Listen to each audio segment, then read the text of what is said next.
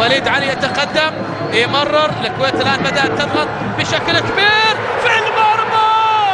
الله! في المباراة المئوية الفرقة الزرقاء تسجل. أخيرا يأتي الهدف. يوسف ناصر بكرة رأسية في المباراة المئوية. والله مباراة صعبة وقوية على المنتخب الكويتي. يأتي الفرج أخيرا. ضاقت فلما استحكمت حلقاتها فرجت، وكانوا يظنون بأنها لا تفرج.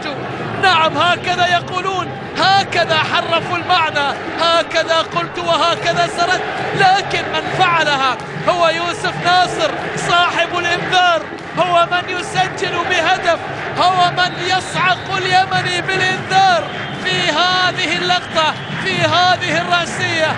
الله على يوسف ناصر، سيكون أول من سجل في مباراة الكويت المئوية. حامل اللقب يبدأ.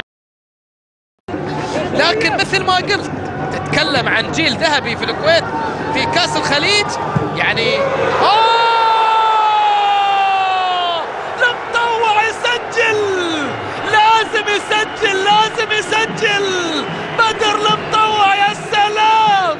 هذا الذي تعود على التسجيل لا بد أن يسجل في مباراة اليوم. الله على المطوع، الله على بدر الكويت، يظهر مكتملا هنا في البحرين. بدر المطوع يسجل هدفا آخر. شوف الكرة، وينك يا مخرج؟